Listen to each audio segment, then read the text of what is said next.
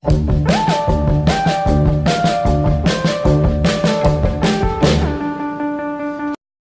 going on, guys? I'm the Modern Film Critic, and this is another episode of Rewind Reviews. I'm glad to be back and doing this segment. I really enjoy it. It's just really hard to put these out because it's like I've got to do all these movie reviews, but I've also got to do my Blu-ray stuff. Now I've got to do some rewind review stuff because I want you guys to know what I think about older movies as well as newer movies. And that's why I'm standing in front of an older film. Not older, but older than the other ones. 2007 film, There Will Be Blood, but we're not talking about that movie. We are talking about The Hobbit, An Unexpected Journey. I have never seen this film before until just now. I have never seen a Lord of the Rings movie. Never have. I've got them, but I've never sat down and watched them. And then I was like, well, I've got to see Unexpected Journey to review it and stuff, so let's watch.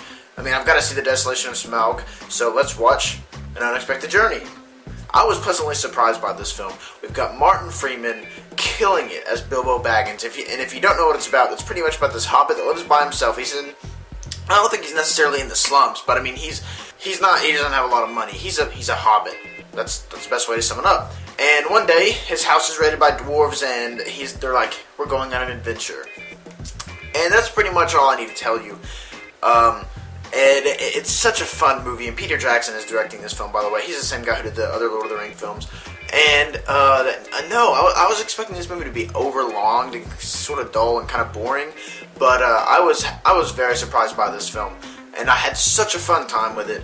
It's not anything you need to look too deep into. It's not, leave your brain at the door, because there's some unbelievable moments in this movie where you're like, yeah, okay.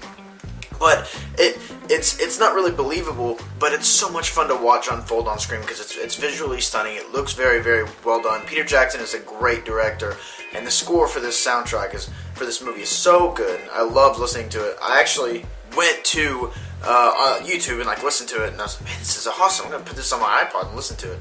But no, I love the score for this movie so much. You know, the Misty Mountain song or whatever it's called. That's always a good song. And I was like, man, this is a lot better than I thought it was going to be. I'm actually loving this movie, and I heard a lot of complaints, like the dinner scene was a little bit too long. Yeah, it was a little bit too long, but I still was, enjoying it. I wasn't like, can we hurry up? I was legitimately, I liked watching that scene because it was funny, it was well choreographed with the dinner and the plates and stuff, and I just had a fun time with it. The visual effects are very, like I said, they're very awesome. And, you get to see Gandalf the Grey. He's awesome. He's all over the movie. You get to see him a lot. He does a lot of awesome stuff. He's smart. He's wise. He's powerful. And, he's just awesome to watch. And then we've also got Frodo. He's also in it. And, there's so many awesome characters that I thought I was going to have trouble, keeping up with. I was like, am I going to be able to, remember who everybody is? You don't remember all the dwarves' names. You just sort of remember what they look like. But, it's still fun. It's very memorable. And I got to go buy this on Blu-ray because it looks great. And I can't wait to see what it looks like on Blu-ray. Now, I mentioned the dwarves, and I want to talk about them for a second. Some of them are funny. Some of them were there just to be sort of filler, I think. Not all of them are memorable, but there are some in my mind that was actually really awesome. And really cool look at. Whenever they popped up on screen, I was like, yeah, I love that guy. But yeah, it's a very memorable movie. It's a very, very fun movie. Like I said, if you don't go in with super high expectations, then I think you will really enjoy this film. I've never seen a Lord of the Rings movie, so maybe that's why I liked it so much. Maybe some people were disappointed because they love Lord of the Rings so much. I've never seen them, so I saw this and I was like, I will even go as far as saying this is fantastic.